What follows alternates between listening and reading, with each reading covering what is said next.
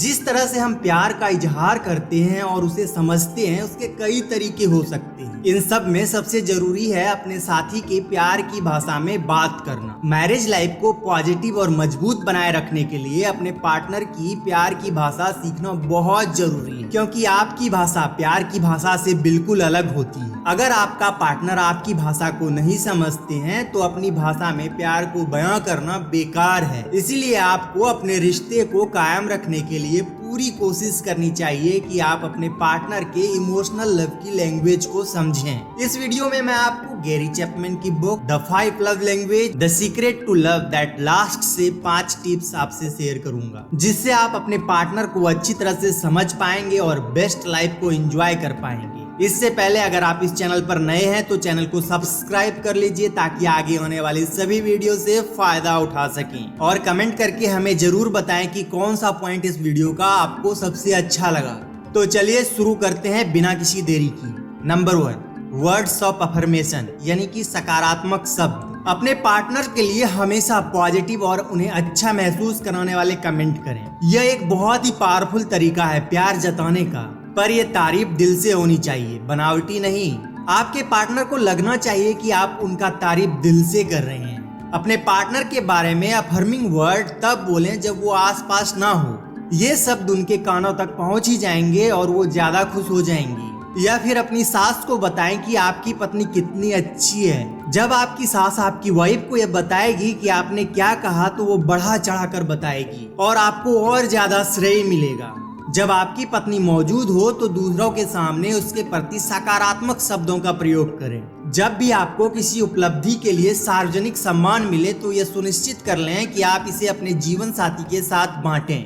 आइए इसे एक एग्जाम्पल से समझते हैं। एक औरत चैपमैन के ऑफिस में रोते हुए आई क्योंकि उनके पति ने कमरे को पेंट करने में उसकी मदद नहीं करी। वो 9 महीने से उसके पीछे पड़ी थी कमरा पेंट कराने के लिए, पर कोई फायदा नहीं हुआ। चैपमैन ने उसे कहा कि वो पेंटिंग के बारे में उसे दोबारा ना कहें, बल्कि अपने पति की तारीफ करें। कोई भी चीज उसने अच्छी करी हो तो उसके लिए उसकी तारीफ करें।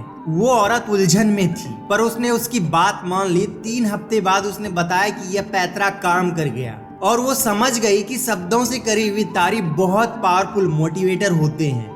नंबर 2, क्वालिटी टाइम यानी प्रतिबद्ध समय। एक औरत कहती है वो पैसे तो खूब कमा लेता है पर उसके पास मेरे लिए कभी समय नहीं होता। घर, कार और बाकी चीजों का क्या फायदा जब हम दोनों साथ साथ उनका मजा ही ना ले पाए।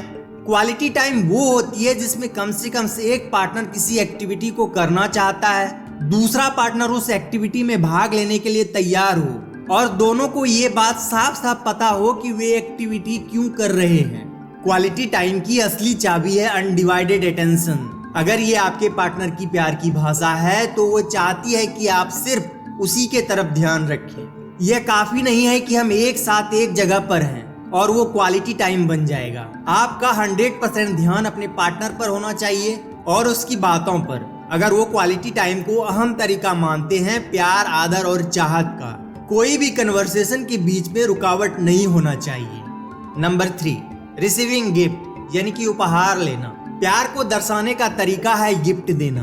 उन सब लोगों की जिनकी प्यार की भाषा तोहफा पाना है, उनके लिए तोहफे की कीमत मायने नहीं रखती। उनके लिए ये बात मायने रखती है कि आपने पहले गिफ्ट की आइडिया के बारे में सोचा, फिर जाकर लेकर आए या वक्त निकाल कर बनाया, और फाइनली किस तरह से आपने उस प्यार भरे तोहफे को अपने प्यार को दिया।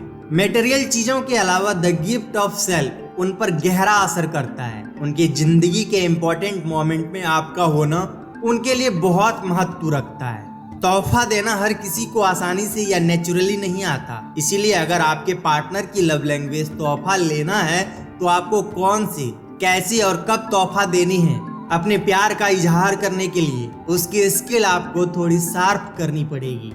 नेक्स्ट, एक्ट ऑफ सर्विस यानी कि सेवा के कार्य। जिनकी primary love language act of service है, उनके पार्टनर कोई भी छोटी मोटी रोजमर्रा का काम जैसे घर या बाजार का काम, घर में कोई रिपेयर का काम करते हैं तो उनके पार्टनर का इन सब चीजों पर बहुत गहरा प्रभाव पड़ता है। यह जानते हुए कि एक पति या पत्नी वक्त निकाल कर एक दूसरे के लिए वो करने की कोशिश कर रहे हैं जिससे उनका लव टैंक भरा रहे। और ये दिखाती है कि आप अपने पार्टनर की जरूरत पूरा करने के लिए कितने दूर तक जा सकते हैं। कभी कभी ऐसा करने के लिए आपको पारंपरिक दायरे से भी बाहर निकलकर काम करना पड़ता है। आइए इसे एक एग्जाम्पल से समझते हैं। एक पति था जिसका नाम राहुल था। वो ऐसे एक परिवार से था जहां उसके पिता घर का कोई काम नहीं करते थे। वो हमेशा सोचता था कि ये सब एक औरत का काम है और इसलिए वो भी नहीं सोच सकता था कि वो सफाई कर रहा है या बच्चे का डायपर बदल रहा है। तारीफ की काबिल ये बात है कि वो अपने आप को बदलने के लिए तैयार था जब उसे पता चला कि उसकी बीवी मीरा के लिए यह कितना जरूरी था। चैपमैन कहते हैं कि हम सब के लिए यह सब करना जरूरी है अगर हमारे पार्टनर के लिए यह जरूरी है। Next, physical touch.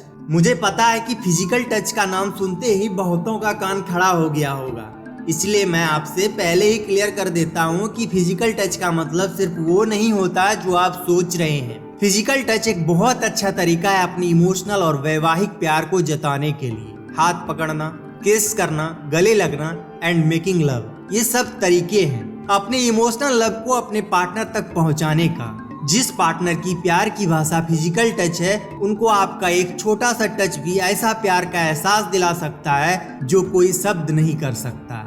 हर रिलेशनशिप में दोनों पार्टनर को वक्त निकालना चाहिए। अगर नेचुरली आप ये सब नहीं कर सकते हैं तो फिर आपको ये गुण सीखना चाहिए। अगर आपके पार्टनर को प्यार का एहसास इससे होता है तो आपको अपनी तरफ से पूरी कोशिश करनी चाहिए आपके पार्टनर के रिएक्शंस को पढ़ने और समझने की। कौन से टच से उन्हें खुशी मिलती है और उनका लव टैंक भरना शुरू होता है। अगर फिजिकल टच नहीं होता है तो पार्टनर के बीच में किसी को भी रिजेक्शंस की फीलिंग आ सकती है और आपस में दूरियां बढ़ सकती है।